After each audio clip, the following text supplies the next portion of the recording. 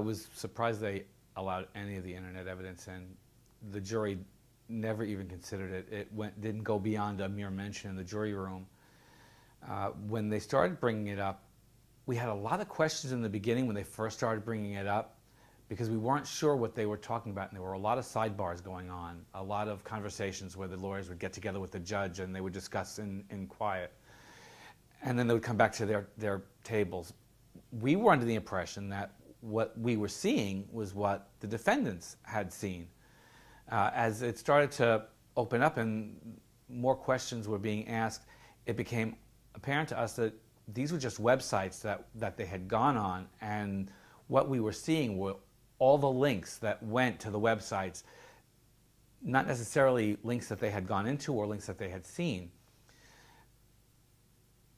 I was amazed that it was allowed to be allowed in as evidence. I still don't believe it should have been allowed in as evidence. Just the fact that you went on a website is no indication that you went onto any of the links that come from that website. And at that point, I think once we had learned exactly what that all was and how it wasn't what they saw or what they read, it was just what was associated to that website, that was when I first started to realize that I don't think the government has the case that they were trying to give us. I think that was the first sign of their desperation. The first time that I had gotten any kind of a look at the fact that they were going to a very extreme area to try and convince us of their guilt. And that was the first time that I really kind of saw,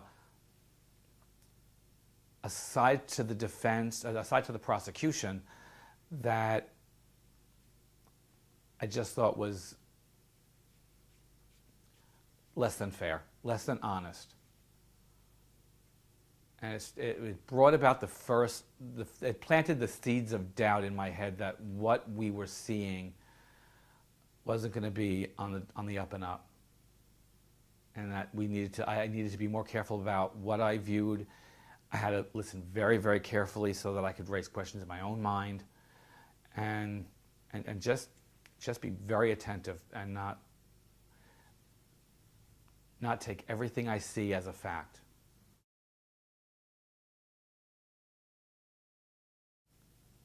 I felt like they were, I don't know, they were trying to pull the wool over my eyes. They were trying to, I don't know, use my ignorance against me, use my lack of knowledge. It changed me from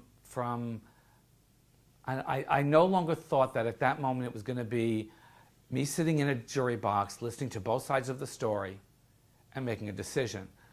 I was now going to have to become a detective. I was now going to have to seek out the truth. I was going to have to listen to what was said. I was going to have to dissect it. I was going to have to concentrate on it. I was going to have to look for things. I didn't think I was going to have to look for things. I thought I was just going to have to listen. You hear one side of the story, you hear the other side of the story. You put them both together and you make a decision on their guilt or their innocence. Once I saw the websites and I saw that they were going to portray them as sites that they had been on, I realized that it wasn't going to be just listening. In the closing arguments, the two prosecutors that did the closing arguments, they themselves said things that made me kind of realize that there was really no way to go but to vote innocent. The other prosecutor, in his closing statements, had said that